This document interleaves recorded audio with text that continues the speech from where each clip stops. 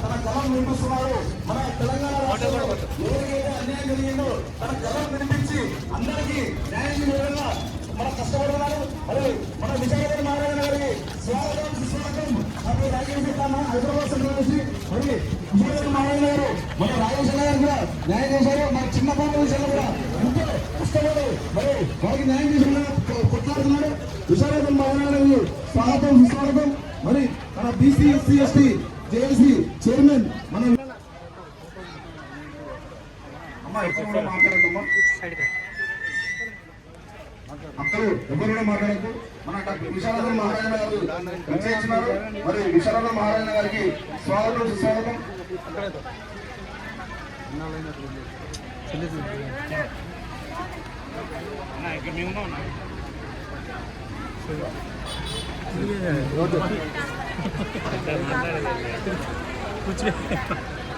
ఏం అర్థం కావట్లేదు.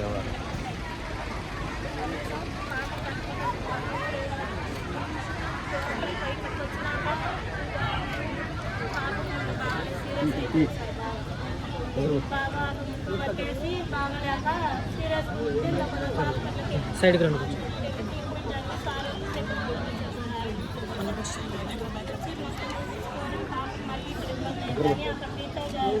ఇక్కడికి వచ్చి ఇక్కడ ఇటు వెళ్తానికి కూడా దారి లేదు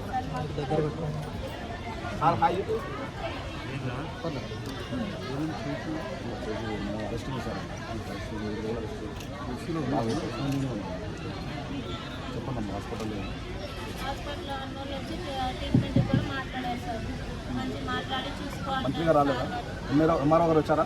ఎవరు రాలేదు సార్, ఎవరు రాలేదు. మీరు ఒకళ్ళు మీరని ఆ సారీలు వచ్చారు, ఎవరు రాలేదు. మమ్మల్ని చూడడానికి చాలా ఎవరు రారు చెప్పు, ఎవరు రాలేదండి. మన అన్న హైదరాబాద్ నుంచి వచ్చారు.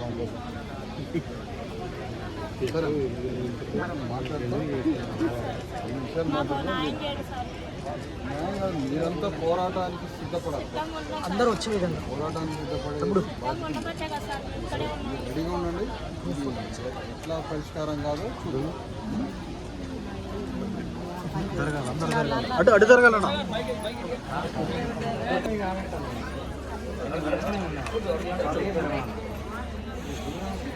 కొద్దిగా జరగండి, కొద్దిగా జరగండి.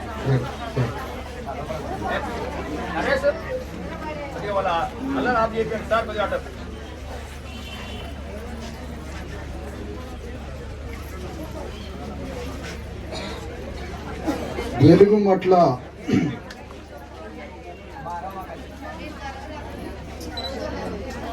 భూబాధితులైనటువంటి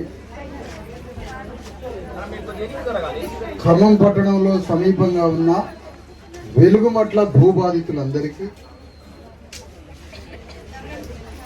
అమ్మ మిమ్మల్ని నేను ఒక మాట అడుగుతున్నా.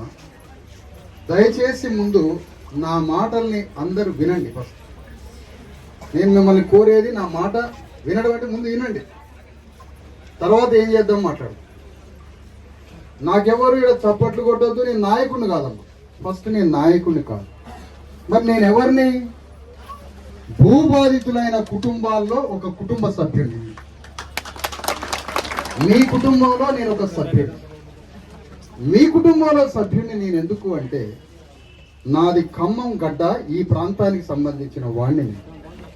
కాబట్టి ఈ గడ్డ మీద పుట్టిన వ్యక్తిగా, ఈ కుటుంబాల్లో ఒక కుటుంబ సభ్యుడిగా మనందరి తరఫున రాజ్యం మీద, రేవంత్ రెడ్డి ప్రభుత్వం మీద యుద్ధం చేయడానికి మీ దగ్గరికి వచ్చానమ్మనే. ఇక్కడ మీ అందరికీ చెప్పాల్సిన విషయం ఏంటంటే, ఇది జీవించే హక్కుని కాలరాస్తుంది. అంటే భారత రాజ్యాంగంలో మనం జీవించే హక్కు ఉన్నది. ఆ జీవించే హక్కుని ధ్వంసం చేసి రాజ్యాంగం మీద పాదం పెట్టి రాష్ట్ర ప్రభుత్వం రాజ్యాంగంలో ఉన్న జీవించే హక్కుని కాలరాసి వెలుగుమట్లలో ఉన్న ఇన్ని వందల కుటుంబాలు నివసిస్తున్నటువంటి ఇళ్ళని ధ్వంసం చేసి అక్కడ ఉన్నటువంటి మనకి భూమి మీద హక్కుని ధ్వంసం చేసి ఈ గతి పట్టించారు కదా. ఎవరు అసలు దీనికి కారకుడు? ఈ సమస్య ఎట్లా పరిష్కారం కావాలి? ఎవరి వల్ల మన బ్రతుకులు ఇట్లా అయిపోయినాయి? దీని నుంచి బయటపడడానికి మన ముందున్న మార్గం ఏంటి? అసలు ఆవేశపడదామా, కన్నీళ్లు పెడదామా, అరుద్దామా, రోడ్ల మీదకి పోయి వామ్మో వాయు అని మొత్తుకుందామా? మన భూమి మన ఇల్లు తిరిగి రావడానికి కావలసిన ప్రణాళిక ఏమి చేయాలి? ఇది మనం మాట్లాడాలి. ఇది వారం రోజులు పడుతుందా, 10 రోజులు పడుతుందా, సంవత్సరం పడుతుందా, నెల రోజులు పడుతుందా? దీనికి జ్ఞానంతో, బుద్ధితో, ఆలోచనతో, ఆవేశం లేకుండా ఒక ప్రణాళిక తయారు చేయాలి. ఈ ప్రణాళిక చెప్పడానికి నేను మీ దగ్గరకు వచ్చాను. ప్రణాళిక చెప్పడమే కాదు, ఈ బాధిత కుటుంబాల్లో నేను ఒక బాధిత కుటుంబ సభ్యుడిగా ఎలాంటి నాయకత్వ ఆలోచన కానీ నేను నాయకుడి పాత్రలో ఇక్కడికి రాలేదమ్మా. ఈ గడ్డవాడిగా, ఖమ్మం జిల్లా బిడ్డగా, మీ కుటుంబ సభ్యుడిగా మన ఇండ్లు మనకి, మన భూములు మనకు వచ్చేంత వరకు నా ప్రాణాలు వదిలేన మీ తరఫున యుద్ధం చేయడానికి అడిగాను. ఎందుకు? ఈ భూ పోరాటంలో ఏమి జరిగినా దానికి ఆనందంగా స్వీకరించి ఈ పోరాటంలో, ఈ న్యాయం జరిగే పోరాటంలో ఎంతకైనా తెగిడడానికి సిద్ధపడే నిర్ణయం తీసుకొని మీ దగ్గరికి వచ్చానమ్మా నేను. ఇక విషయానికి వద్దాం. అసలు ఈ భూమి అమ్మ సమస్త హక్కులు, సర్వ హక్కులు ఈ భూమిలో మనం కట్టుకున్న ఇల్లు, మన భూమి, మన ప్లాటు, మనకి సంబంధించిన ఆస్తి మీద ఎవ్వడికి అణువంత హక్కు లేదమ్మా. ప్రభుత్వానికి లేదు, ఎవరికి లేదు. ఇది మన హక్కు భుక్తం, ఇది మన స్థలం, ఇది మన భూమి. మనం ఇలాంటి భూమి మీద ఎవడు కన్నేసిండంటే అమ్మా, ఇందులో ఒకరిద్దరు ఎవరన్నా ఉంటే నాకు తెలియదు కానీ కమ్మోళ్ళకి మనం బతకడం ఇష్టం లేదమ్మా. ఏ కమ్మోడికి మనం బతకడం ఇష్టం లేదు. వాడు, ఇది కమ్మరాజ్యం అమ్మా. ఖమ్మం జిల్లా అంటే ఇది కమ్మరాజ్యం. ఈ కమ్మరాజ్యంలో కమ్మోలు తప్ప ఇంకోడు తిండి తినొద్దు, బట్ట కట్టొద్దు, వాడు ఇల్లు కట్టొద్దు, వాడు 3 పూటల తిండి తినొద్దు, వాడు గౌరవంగా బతకొద్దు. ఇక్కడ కమ్మోలు తప్ప ఇంకొకడు బతకొద్దు. ఇది కమ్మరాజ్యంగా మలుచుకునే క్రూర కుట్రలో భాగంగా ఏ బీసీ, ఎస్సీ, ఎస్టీ వాడు కమ్మోళ్ళ ముందు బతకొద్దు అని కమ్మ క్రూరత్వానికి సంబంధించిన జేసీబీలు వచ్చి కమ్మ క్రూరులు మన మీద దాడి చేసిన సంఘటన అమ్మా ఇది. ఇది కమ్మోళ్ళ పంచాయతీ.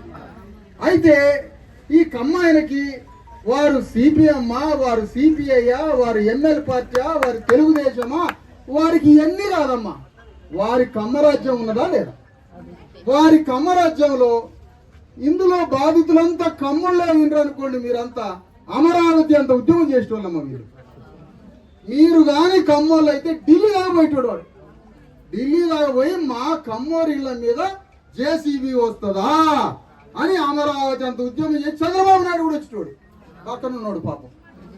వాడు కూడా వచ్చి మా కమ్మోరికి అన్యాయం చేస్తారని కమ్మోరు మొత్తం యుద్ధం చేసేటోడు. ఇవాళమ్మా అక్కడక్కడ బీసీ, ఎస్సీ, ఎస్టీ నాయకులు, ఒక ఉద్యమానికి సంబంధించిన ఆర్తి కలిగిన వాళ్ళు వస్తారు. ఇలా సిపిఎం పార్టీ తమ్మినేని వీరభద్రం మన కోసం ఎందుకు యుద్ధం చేయడం లేదు? ఇది మొట్టమొదటి. ఒక ఎంఎల్ పార్టీ మన తరఫున యుద్ధాన్ని ఎందుకు మొదలు పెట్టడం? నేను తప్పు పట్టట్లేదమ్మా, నేను అసలు తప్పు పట్టట్లేదు. ఈ భూమి మనదే, 100% మనదే. ఎవడన్నా భూమి వీళ్ళది కాదు అంటే రుజువుల తర్వాత రుజువులతో ఎవడైనా ప్రపంచం ముందు వాదించడానికి నడి రోడ్డు మీదకి రండి. వాడు గల్లబట్టి భూమి మాదే అని మీ రుజువులతో వాళ్ళ ముందు సమర్పిస్తారు. ఎవడొస్తాడో రండి. అమ్మా, ఆదిపట్లలో భూమి ఉంది, ఇలాంటి భూమి ఆదిపట్లలో ఉంది, ఇలాంటి భూమి నల్గొండ జిల్లాలో ఉంది, ఇలాంటి భూమి హైదరాబాద్ చుట్టుపక్కల ఉంది. అట్లా ఇలాంటి భూమిలో ఎవరైనా నివసిస్తుంటే, పేదలు వాళ్ళు బతుకుతుంటే, వాళ్ళు ఇల్లు కట్టుకొని వాళ్ళు జీవిస్తుంటే, అలాంటి జీవించే వాడి మీద ఎలాంటి చర్య తీసుకోవద్దు, వాళ్ళని అక్కడి నుంచి ఖాళీ చేయించొద్దు, వాళ్ళు చక్కగా ఆ భూమిలోనే ఉండాలని కోర్టు ఆదేశాలు ఉన్నాయమ్మా మీ తరఫున. మిమ్మల్ని ఆ భూమి నుంచి ఎల్లగొట్టాలి అని ఎక్కడ కోర్టు నుంచి ఆదేశాలు లేవమ్మా. ఇది మొత్తం ఖమ్మం జిల్లాలో మాత్రమే జరుగుతుంది. అనేక జిల్లాల్లో ఈ భూదాన భూముల్లో కొన్ని వందల వేల మంది ఇళ్లు కట్టుకొని నివసిస్తున్నా ఏ జిల్లాలో లేనిది ఖమ్మం జిల్లాలో కమ్మ క్రూరత్వం కింద నలిగిపోవడానికే ఈ కమ్మలో ఉన్నటువంటి రాజకీయ ఆధిపత్య క్రూరమైన శక్తులు మరికొంతమంది కమ్మ ల్యాండ్ బ్రోకర్లు అందరూ కలిసి వందల కోట్ల భూమిని వాళ్ళ చేతిలోకి తీసుకోవాలని. ఇంకో విషయం కమ్మోరుకుండే గొప్ప గుణం ఏంటంటే ఆ ఆస్తి వాళ్ళు తీసుకోవడంతో పాటే కాదమ్మా, వారికి ఇంకో కోరిక ఏంటంటే ఈ భూమిలో కమ్మలు తప్ప ఇంకోటి బతకొద్దనే కోరిక వాళ్ళకి. వాళ్ళ స్వభావం ఏంటంటే ఆ భూమి వాళ్ళు గుంజుకోవడం కాదు కావాల్సింది, అది ఎట్లాగో గుంజుకుంటారు, కానీ ఇంకొకడు ఎట్లా బతుకుతాడు? కమ్మోళ్ళు కాకుండా, కమ్మ కాకుండా ఇంకోటి ఎట్లా బతుకుతాడు?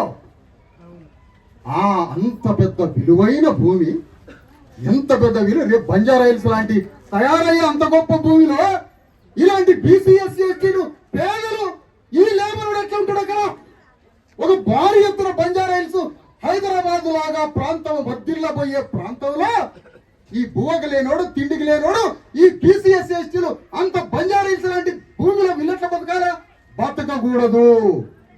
కమ్మలు కట్టుకోబోయే రాజ్యం ముందు ఇలాంటి బీసీఎస్సీ ఎస్టీలు అక్కడ బతకకూడదు అన్న గుండెల్లో వచ్చిన విషపు ఆలోచనతో కమ్మ వారంతా కలిసి కమ్మ రాజ్యాన్ని నిర్మించుకునే దాంట్లో భాగంగానే ఆ క్రూర కమ్మ జేసీబీలు వచ్చి మన మీద వచ్చినాయి. లెనిన్ ఏమంటాడంటే అమ్మా, లెనిన్ అనే మహనీయుడు ఏమంటాడంటే దోపిడీ చేసేవాడికి ప్రభుత్వం ఒక ఆయుధం అట.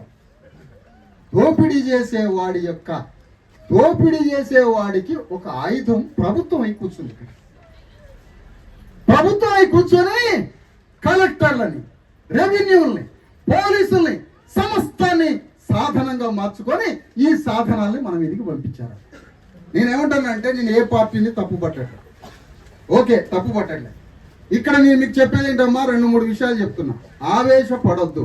మన ఆవేశమే మన కొంపలు ముంచుతున్నాయి ఇప్పటిదాకా. మన ఆవేశాలే మన కొంప. కమ్మాయిని చూడండి, మనిషి చచ్చినా బతికినా అట్లే ఉంటాడు కమ్మాయి, ఏమి తెలియదు, అట్లే ఉంటాడు. మనకి పీరు జరిగినా అట్లే ఉంటాడు, ఇంట్లో పెళ్లి జరిగినా అంతే ఉంటుంది. అట్లుండాలా మనకి ఒకటే ఆవేశం, ఒకటే మొత్తుకోవడం, అరవడం, సంబరాలు, కానీ అవన్నీ పక్కన పెట్టి మెదడికి ఆలోచన పెడతాం. నేనేమంటానంటే అమ్మా, ఇక్కడికి అనేక పార్టీలు వచ్చినాయి. నేను సిపిఎంని తప్పు పట్టట్లే.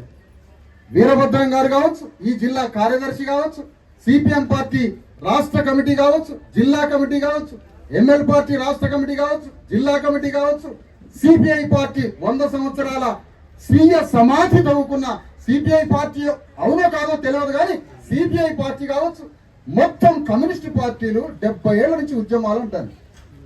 నిజంగానే మీరు ఉద్యమాలు చేసి ఉన్నట్లయితే సంతోషమే.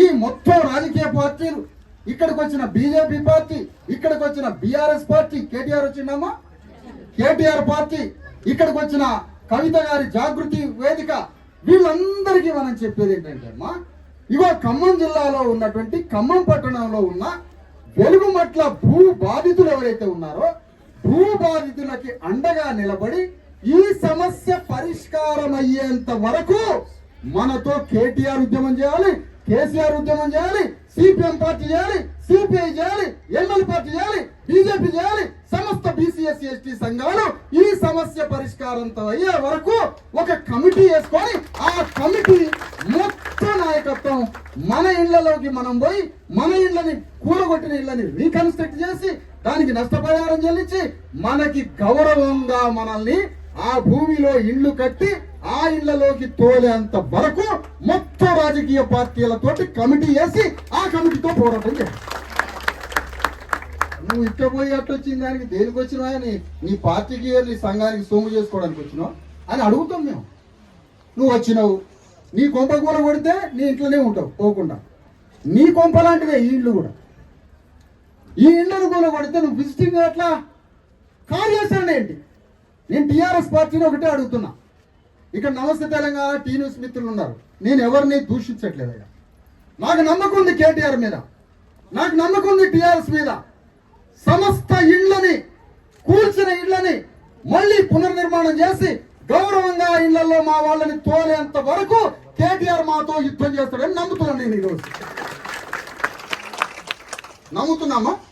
నేను తమ్మినేని వీరభద్రం గారిని, ఇక్కడ ఖమ్మం జిల్లా సిపిఎం పార్టీని సంపూర్ణంగా నమ్ముతున్నా. మాతో కలిసి యుద్ధం చేయడానికి ఆ ఇళ్ల నిర్మాణం అయ్యేంత వరకు సిపిఎం పార్టీ మాతో ఉంటుందని నేను నమ్ముతున్నా. సిపిఐ పార్టీ ఉంటుందని నమ్ముతున్నా. ఎంఎల్ పార్టీ ఉంటుందని నమ్ముతున్నా. తెలుగుదేశం పార్టీ ఇక్కడ ఏమన్నా ఉంటే, ఇది కమ్మరాజ్యం కాబట్టి వాళ్ళు తెలుగుదేశం పార్టీ ఖచ్చితంగా ఉంటుంది, ఇక్కడ వాళ్ళు వస్తారని నేను నమ్ముతున్నా. నేను కమ్మ అని ఎందుకు అంటున్నానంటే, అమ్మ కమ్మ రాజకీయ శక్తులు మా పోరాటంలో ఎందుకు రావడం లేదో గల్లాబట్టి అడుగుతాం. కమ్మ రాజకీయ ఆధిపత్యంలో ఉన్న రాజకీయ వేదికలు ఈ పోరాటంలో మీరు పాల్గొనట్లేదు కాబట్టి ఇది కమ్మగా మీ మీద ముద్ర వేయాల్సిన పరిస్థితి వచ్చింది అని అంటున్నారు. ఇది చాలా జాగ్రత్తగా గమనించాలి. మాకెవరి మీద లేదమ్మా, మాకెవరి మీద లేదు కోపం, దేశం. కమ్మోళ్లలో జీవితాన్ని ధారపోసిన కమ్మోరు ఉన్నారు, నేను కాదనట్లే. కానీ ఇప్పుడు వస్తున్నది ఏంటి? ఈ కమ్మోళ్ళ పక్షాన శ్రీనివాసరెడ్డి చేరిందమ్మా. శ్రీనివాసరెడ్డిలో రెడ్డి పౌరుషం కనపడదు. అసలు శ్రీనివాసరెడ్డి రోజు రోజుకి శ్రీనివాసరెడ్డి చౌదరి లాగా మారుతాడు. ఆయన కమ్మాయి లాగా మారింది. మన ఇంట్లో గడియారం పెట్టి ఎప్పుడు చదవాలో టైం పెట్టిండమ్మ. దాంట్లో మనం ఎప్పుడు చచ్చిపోవాలో గడియారం పెట్టిండు. ఇంట్లో ఆయన గడియారం పెట్టినాడో పెళ్లిలో బువ్వలు పెడతాడో, ఆయన బువ్వలు పెట్టిండని తిరగండి. మరి ఆయన బువ్వలు పెట్టిండు, గడియారం పెట్టిండు. బువ్వల విషం పెట్టిండు, ఎప్పుడు చదవాలో గడియారం పెట్టిండు. ఇంట్లో శ్రీనివాసరెడ్డి రెడ్డి క్షత్రియుడు కాదమ్మా, రెడ్డి పౌరుషం లేదు. పచ్చి కమ్మ వ్యక్తిలాగానే ప్రవర్తిస్తాడు కమ్మలతో కలిసి. సరే అమ్మా, ఇద్దరు కలిసి మాట్లాడినాం. ఇక్కడ ఒక మూగ హంతకుడు ఉన్నాడమ్మా, మౌన హంతకుడు. నోరు తెరిచి మాట్లాడడు, మౌనంగా ఉండి కోట్ల మంది చచ్చిపోయినా కూడా నోరు తెరవడు. అతనే మన వర్గం నుంచి పుట్టుకొచ్చినటువంటి ఉప ముఖ్యమంత్రి బట్టి విక్రమార్క. ఇతను నోరు తెరవడమ్మా. ఖమ్మం జిల్లాలో ఉన్న బీసీఎస్సీ ఎస్టీలంతా వీళ్ళ రక్తం ఏరులై పారుతున్నా, మధురలో ఉన్న బీసీఎస్సీ ఎస్టీలు మాదిగల రక్తం ఏరులై పారుతున్నా బట్టి విక్రమార్క నోరు తెరవడమ్మా. నీ ఇంట్లో పెళ్లి జరుగుతుంది, మా ఇంట్లో సాగు జరుగుతుంది. ఈరోజు నీ పెళ్లి ఒక ఉద్యమాలా తిరుగుతున్నావు, నీ పెళ్లి ఒక ఉద్యమాలా తిరుగుతున్నావు. చేసుకో, కాదనట్లే. కానీ నీ రాజ్యం కాలిపోతుంది. ఈరోజు నీ రాజ్యంలో బీసీఎస్సీ ఎస్టీలు చచ్చిపోతారు. కమ్మోళ్ళు రెడ్డోళ్ళు వాళ్ళ ధర్మం వాళ్ళు చేసుకుంటారమ్మా కమ్మ రాజ్యం కోసం. మరి మల్లు బట్టి విక్రమార్క నీ వాళ్ళ ధర్మం కోసం నువ్వేం చేస్తున్నావు? ఇవన్నీ బాధిత వర్గమైన బీసీఎస్సీ ఎస్టీల్ని రక్షించమని డాక్టర్ అంబేద్కర్ నిన్ను రిజర్వ్ చేసి, ఆ రిజర్వేషన్ నుంచి ఎమ్మెల్యే చేసి, ఆ రిజర్వేషన్ నుంచి నిన్ను మంత్రి చేసి, ఆ మంత్రి నుంచి ఉప ముఖ్యమంత్రి చేసిన అంబేద్కర్ యొక్క బీసీఎస్సీ ఎస్టీ ప్రజలకి నువ్వు చేస్తున్నది ఏంటి? కమ్మోళ్ళ వైపు వంతబాలికి, కమ్మ వాళ్ళ వైపు రెడ్ల వైపు నిలబడి ఈ బట్టి విక్రమార్క మనల్ని చంపడానికి తిరుగుతున్న మూగ హంతకుడమ్మ, మౌన హంతకుడు. వచ్చినామా బట్టి విక్రమార్క? రాడమ్మా. అందరూ మరణించినా, అందరం చచ్చిపోయినా రాడు. ఇందులో మాదిగలు ఉన్నారు, మాలలు ఉన్నారు, ఎస్టీ ఆదివాసులు ఉన్నారు, లంబాడీలు ఉన్నారు, బీసీలు ఉన్నారు. కానీ మల్లు బట్టి విక్రమార్క ఎందుకు రావట్లే? ఒకటే చెప్తున్నాం రాజకీయ పార్టీలకి, ఈ ఒక్క సమస్య పరిష్కారం అంటే ఇది బీసీఎస్సీ ఎస్టీ పేదల ఆత్మ గౌరవానికి సంబంధించిన యుద్ధం అమ్మా. ఇది మన ఆత్మగౌరవ పోరాటం అమ్మా. ఇది రాష్ట్రంలో ఉన్న బీసీఎస్సీ ఎస్టీల అందరి ఆత్మగౌరవ పోరాటం అమ్మా. ఇది మన ఆత్మగౌరవ సమస్య. నేను ఒకటే కోరుతున్నామ్మా, మీ ఇల్లు ఎట్లా ఉన్నదో అట్లా దాన్ని తయారు చేసి మీ ఇంట్లోకి మిమ్మల్ని పంపించే బాధ్యత రేవంత్ రెడ్డి తల మీద ఎత్తుకోవాలి అని ఈ సభ నుంచి తీర్మానం చేస్తున్నామమ్మా. ఈ పోరాటంలో మల్లు బట్టి విక్రమార్క మనందరినీ ఇళ్లలోకి పంపించే బాధ్యతని మన వర్గానికి సంబంధించిన బట్టి విక్రమార్క, మన బీసీఎస్సీ ఎస్టీ వర్గానికి సంబంధించిన వాడు కాబట్టి అతను మూగ హంతకుడు అనే పాత్ర నుంచి బయటపడి నేను ఆరోపిస్తున్నామ్మా. నిన్ను మూగ హంతకుడు, నేను మూగ హంతకుడు కాదు, వీళ్ళకి ప్రాణం పోసే వ్యక్తిని అని నువ్వు అనుకుంటే ఇగో రేవంత్ రెడ్డి మీద ఆ బాధ్యత పెడుతున్నావు. నువ్వు ఈ బాధ్యత తీసుకొని మమ్మల్ని ఎవరి ఇంట్లోకి వాళ్ళని పంపించి, ఎవరి భూమిలోకి వాళ్ళని పంపించి గౌరవంగా మమ్మల్ని సాగనంపే బాధ్యత మా వర్గాలకు సంబంధించిన వాడిని కాబట్టి నువ్వు ఈ బాధ్యత నెత్తి మీద వేసుకో. కమ్మ ఆయన ఆ కమ్మ బోకర్ల కోసం ఆ 500 కోట్ల భూమిని ఉపయోగిస్తున్నామ్మా ఆయన కమ్మ రాజ్యం కోసం. రెడ్డి రాజ్యం కోసం రెడ్డి పోకర్లకి శ్రీనివాసరెడ్డి కమ్మలతో కలిసిండో ఎవరితో కలిసిండో మనకు తెలియదమ్మా. వాళ్ళకి పూరి ఇవ్వడానికి ఆయన పోతాడు. మరి మల్లుబట్టి విక్రమార్క నీ వర్గం వాడు కదా, మీ బీసీ మన బీసీ ఎస్సీ ఎస్టీ వారికి సంబంధించిన వాడు కదా, రేవంత్ రెడ్డి తర్వాత ఉప ముఖ్యమంత్రి కదా. రేపు అక్కడ ఉన్నటువంటి సోనియా గాంధీ రాహుల్ గాంధీ నిర్ణయం తీసుకుంటే రేపే ముఖ్యమంత్రి ఎవరు అంటే మల్లుబట్టి పేరు వినపడుతుంది కదా. మరి నువ్వు ఏం చేస్తావు? మాకు మమ్మల్ని సమాధి కడతావా, మమ్మల్ని చంపుతావా, మమ్మల్ని ఆ ఇళ్లలోకి పంపుతావా, ఏం చేస్తావు? అందుకనే మల్లుబట్టి విక్రమార్క ఇందులో ఈ నేరంలో భాగస్తుడు కాదు అని మేము నమ్ముతున్నాం. మరి నా నేరస్తుడు నువ్వు కాదంటే మమ్మల్ని ఆ ఇళ్లలోకి పంపు. తుమ్మల నాగేశ్వరరావు బహిరంగంగా బీసీ ఎస్సీ ఎస్టీలందరి యొక్క జీవితాన్ని ధ్వంసం చేసినందుకు తుమ్మల నాగేశ్వరరావు శ్రీనివాసరెడ్డి బహిరంగంగా క్షమాపణ చెప్పి ఈ పేదల కాళ్ళు పట్టుకునేంత వరకు యుద్ధం కొనసాగించాలి. ఈ పోరాటంలో మంచిది పెట్టుకోవాలి రాంబాబు అన్న, ఎప్పుడైనా పక్కన పెట్టుకోవాలి.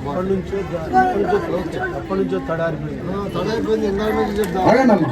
ఇక్కడ ఏంటంటే ఈ రోజు ఉరికిపోయి రోడ్ల మీద నిలబడటం కాదమ్మా. నేనేమంటానంటే జాగ్రత్తగా వినండమ్మా. అమ్మా, ఈ దొంగనా కొడుకుల పార్టీలకు ఓట్లు వేసిన బానిసలారా వినండి, జాగ్రత్తగా వినాలమ్మా. మనమే కదా వాళ్ళకి, వాడు భూదానం అంటాడు, మనం రాజ్యదానం చేసినవి నా కొడుకులకి, రాజ్యదానం చేసి ఇచ్చినవి నా కొడుకులకి. అందుకని చెప్తున్నా నేను, మనం ఏమంటున్నామంటే అమ్మా,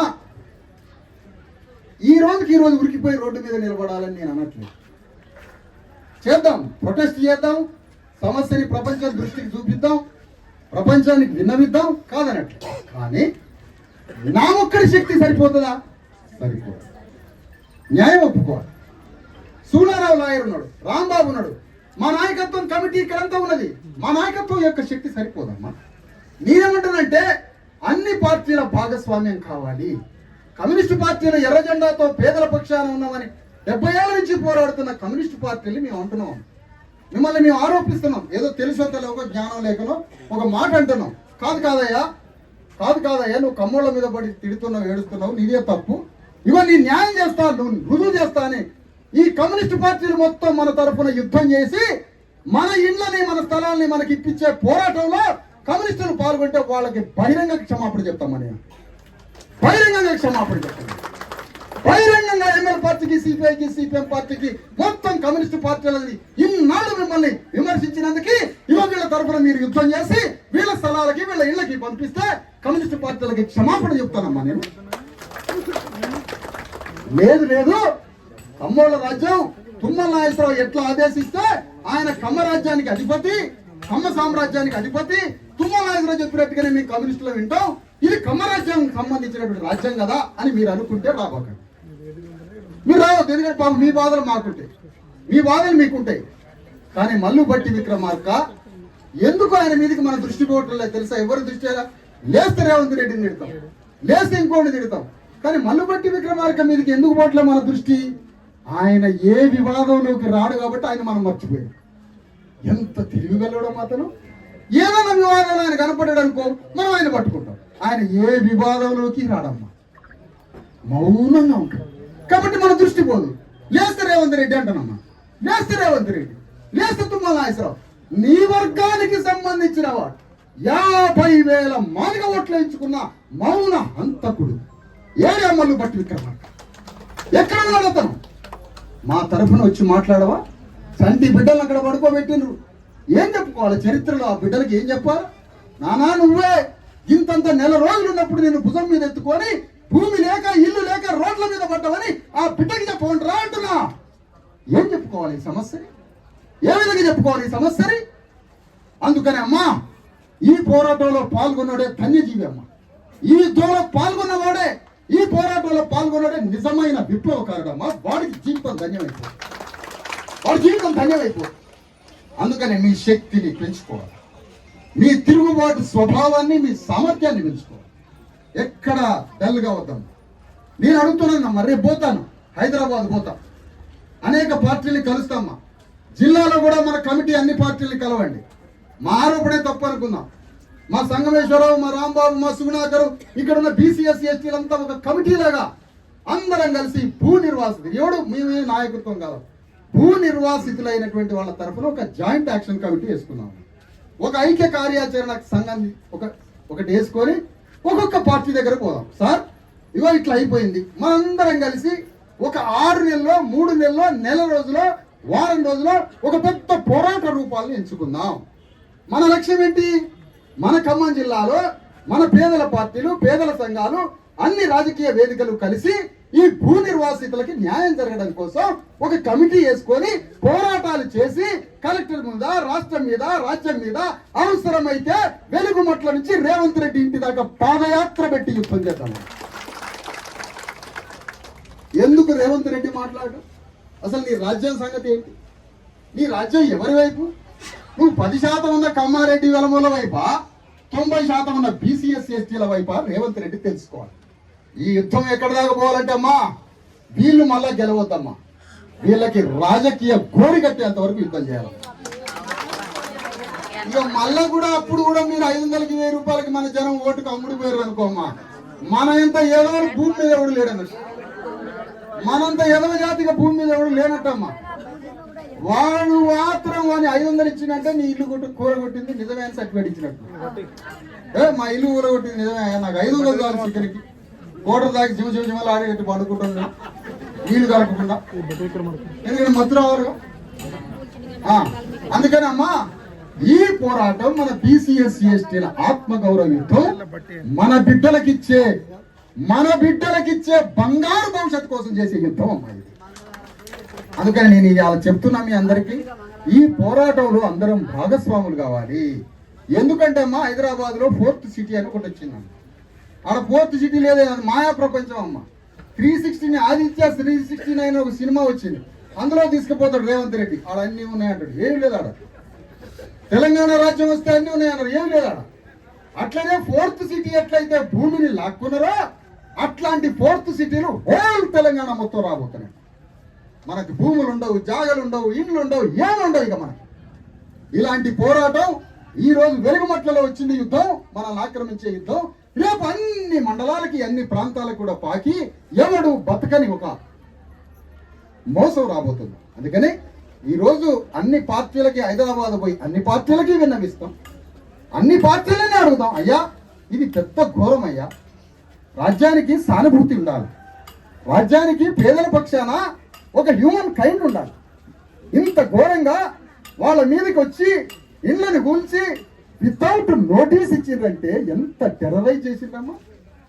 అంటే భయభ్రాంతులకు గురి చేయాలి, ఒక్కొక్కడు భయపడాలి, కమ్మరాజ్యంలో బతకడానికి భయపడాలా? అంటే మన తిండి మనం తిని, మన రెక్కల కష్టం మనం తిని, మనం బతకడానికి మనం ఒక్కొక్క రక్త మాంసాలతో రోజు ఒక ఇటుక తిండి తినకుండా కట్టుకున్నారు కదమ్మా ఇల్లు. తిండి తినకుండా కిలో మటన్ తినాలి యాక్చువల్గా, కొంపల కిలో మటన్, అర్ధ పావు తీసుకొచ్చి 6 గంటలు దోసకాయలు వేసుకుంటే తిని బతికి ఇల్లు కట్టుకుంటూ పోయారు. అట్లా ఇల్లు కట్టుకున్న ఇళ్ళని ఒక ప్రక్కలైన బుల్డోజర్లు జేసీబీలు వచ్చి ధ్వంసం చేసి పారేస్తారు. ఎంత భయం ఉండాలమ్మా గుండెల మీద. అక్కడేమో పసిబిడ్డని చంపిరమ్మా నాగర్ కర్నూలా, కోలాలేమో కరోనాని చంపిరమ్మా, ఇంకొకడేమో బీసీల మీద దాడి చేసిందమ్మా, ఇక్కడ మొత్తం BCS STల మీద దాడి చేసి చంపిరమ్మయ్యా. ఇది మన మరణంతో సమానం. అందుకే నేను మిమ్మల్ని ఏమంటున్నానంటే అమ్మా, ఈ పోరాటంలో ఒక సమ్మక్క సారలక్క లాగా, చాకలి ఐలమ్మ లాగా యుద్ధం చేసే మహిళ కావాలి నాకు. రాజీ పడ్డారంటే వాళ్ళు దెయ్యాలతో సమానం, వాళ్ళని సంఘం నుంచి బహిష్కరించాలా. రాజీ పడ్డ వాళ్ళని సంఘం నుంచి బహిష్కరించాలా, ఓటు అమ్ముకున్న వాడిని సంఘం నుంచి బహిష్కరించాలా, సంఘం నుంచి. అట్లా రాజీ పడకుండా ఈ యుద్ధంలో కొనసాగేవారు ఎవరైనా ఉంటే మేము అందరం ఉంటామంటే మీరు చరిత్రలో చరితార్థులు అవుతారు, మీ బిడ్డలకి బంగారు జీవితాలు ఇచ్చిన వాళ్ళు. రేపు 20 ఏళ్ల తర్వాత ఆ పిల్లగాడు మంచంలో పడబెట్టి రాగానే చూపించారు. ఆ బాబు ఏమనాలంటే, ఇంత మంచి ఇల్లు ఎక్కడదయా నీకంటే, నా తల్లిదండ్రులు యుద్ధం చేసి ఇల్లు నిలబెట్టారు సార్ అని ఆ పొడవాడు చెప్పాలి. మరి చెబితే వస్తుంది, పిల్లగాడికి ఇల్లే ఒక్కటే కాదమ్మా రాసేది, ఆ పిల్లగాడు కూడా మళ్ళీ వాడికి పుట్టే బిడ్డల కోసం వాడు యుద్ధం చేస్తాడమ్మా రాజ్యం మీద. పోరాటానికి వారసుడు, పోరాటానికి వారసత్వం వీరత్వానికి వారసత్వం కావాలమ్మా. అందుకని నేనేమంటున్నానంటే తల్లి, ఈ యుద్ధంలో మహిళలు పురుషులు అందరం పాల్గొనాలి, అందరం పోరాటం చేయాలి, అందరం యుద్ధం చేయాలి, సమస్య పరిష్కారాంత వైపు పోరాటం చేయాలని మిమ్మల్ని కోరుతున్నా. హైదరాబాద్ లో అన్ని రాజకీయ పార్టీలకి విజ్ఞాపన పత్రాలు ఇచ్చి, అయ్యా ఇవో ఈ కార్యాచరణలో మీరు భాగస్వాములు అవుతారా కారా జాగ్రత్తగా వినాలమ్మా. అది ఉపన్యాసం కాదు, నేను నాయకుడిని కాదు, నాకు సపోర్ట్లు కొట్టదు. ఎవరైనా కొడితే వాడిని కొట్టండి, నాకు మాత్రం సపోర్ట్లు కొట్టదు దయచేసి. ఏమిటి ఇక్కడ నా బాధని నా సహచర నా తోటి కుటుంబ సభ్యులతో పంచుకుంటున్నా. ఏం చేద్దాం, ఒక ఇంట్లో అందరం కూర్చొని ఏం చేద్దాం అంటావు మన ఇంట్లో సమస్యని అని కొంపలో ఉన్న అందరిని కూర్చోబెట్టి ఎట్లా మాట్లాడతావో నేను అట్లా మాట్లాడుతున్నాను మీ అందరూ. అందుకని ఆలకించాలి, వినాలి, మెదడులో వినాలి. అందుకని ఈ మొత్తం సమస్య ఏదైతే ఉందో ఇది మొత్తాన్ని పరిష్కరించడానికి హైదరాబాద్ లో ఉన్న రాష్ట్ర స్థాయి 5 పార్టీల దగ్గరికి పోయి ఆ 5 పార్టీల రాజకీయ ఆగల తల్లి ఆగండి, 5 రాజకీయ పార్టీల అధ్యక్షుల దగ్గరికి పోయి కలుద్దాం. 5 రాజకీయ పార్టీల దగ్గర పోయి కలిసి, అయ్యా మీరు వస్తారా ఈ పోరాటంలో? వచ్చేటైతే జిల్లాలో ఉన్న పార్టీ నాయకులకు చెప్తారా? ఎవరు చెప్తారు మీరు? కానీ ఈ పోరాటంలో అందరూ భాగస్వాములై పోరాటంలో పాల్గొనాలి. ఒక పెద్ద మనిషి అంటాడు, ఈ ఖమ్మం జిల్లా సమస్య కోసం మేము అందరూ రావాలా సార్ ఇన్ని రోజులంటే, ఈ సమస్య పరిష్కారం ఇస్తే రాష్ట్రంలో ఉన్న 3.5 కోట్ల మంది బీసీ ఎస్సీ ఎస్టీల మీదకి ఏ ఒక్కడు చెయ్యడు. రాష్ట్రంలో వీళ్ళొక్క సమస్య పరిష్కరిస్తే ఏ జిల్లాలోనైనా ఏ బీసీ ఎస్సీ ఎస్టీల మీద 3.5 కోట్ల మంది ప్రజల మీదకి ఎవడు రాడు. ఇది ఒక్కడి విజయం సాధిస్తే, అర్థమైందా? ఇది ఆదర్శం కావాలి ఈ పోరాటం రాష్ట్రం మొత్తానికి ఆదర్శం కావాలి. వచ్చినోడి కాళ్ళ మీద అమ్మో అని పడటం, దండం పెట్టడం, అయ్యా అని వానికి ఎవ్వని కాళ్ళ మీద పడతాం, వానికి ఓట్లేసి వాడిని సింహాసనం మీద కూర్చోబెట్టి వాడు పెట్టిన గడియారాన్ని ఇంట్లో పెట్టుకొని వాని పెళ్లిలో పోయి పువ్వులు తిని మళ్ళీ వాని కాళ్ళ మీద వాయో అని పడతామ్మా. నువ్వు విప్లవకారురాలివి. సమ్మక్క సారలక్కలు ఎవరి కాళ్ళ మీద పడలేదమ్మా, కత్తులు తీసి యుద్ధం చేసేది. సాగలేనమ్మా ఎవరి కాళ్ళ మీద పడలేదమ్మా. మీరెందుకు పడతారమ్మా దండాలు పెట్టి? నాకు అది ఎవరికి దండం పెట్టదు. ఎవడో రాజకీయ నాయకుడు వస్తే అలో అనండి అంతే. ఎవరికి దండం కూడా 2 చేతులతో పెట్టబా. రాజకీయ నాయకుడు, ఉద్యమ సంఘ నాయకుడు యొక్క ధర్మం ఏంటంటే వాడు పోరాడడానికి సంఘం పెట్టుకుని పార్టీ పెట్టుకుని. అందుకని నేను మిమ్మల్ని అందరినీ కోరేది ఏంటంటే, హైదరాబాద్ లో ఉన్న 5 పార్టీలని అక్కడ కలవడం, ఇక్కడ ఉన్నటువంటి బీసీ ఎస్సీ ఎస్టీలకు సంబంధించిన జేఏసీ, ఇక్కడ ఉన్నటువంటి ఆలోచన ఇవ వీళ్ళకి సానుభూతి పనులుగా రేపు ఖమ్మం జిల్లాలో ఉన్న అంబేద్కర్ సంఘాలు, ఎస్టీ సంఘాలు, బీసీ సంఘాలు, మాలమాదిగ సంఘాలు, మొత్తం సంఘాలు, రాజకీయ వేదికలు అందరం కలిసి వీళ్ళ తరఫున న్యాయం జరిగేంత వరకు యుద్ధం చేస్తామనేటువంటి వేదికలో ఖమ్మం జిల్లాలో ఉన్న సమస్త సంఘాలు భాగస్వాములు కావడానికి ఇక్కడ కమిటీ తిరగండి. హైదరాబాద్ లో కొంతమందిని కలిసి నేను 5 పార్టీల దగ్గర పోయి వాళ్ళని కమిటీలో ఉండమని అడుగుతా. మొత్తం కలిసి ఒక కమిటీ వేసుకొని పోరాటాన్ని మొదలు పెడదాం ఒక 2 రోజుల్లో. అంతేగాని ఆవేశం రావటం, ఆవేశాన్ని చంపుకోవడం, మళ్ళీ అయ్యాలని ఆవేశపడటం, ఏ నా కొడుకు చేయలేదు అనటం అట్లగా మనందరి యొక్క శక్తి పెరిగితే పార్టీలు వాడంతటా వాడే పేక్కుంటా ఈడుచుకుంటూ వచ్చి మన పోరాటంలో పాల్గొంటాం.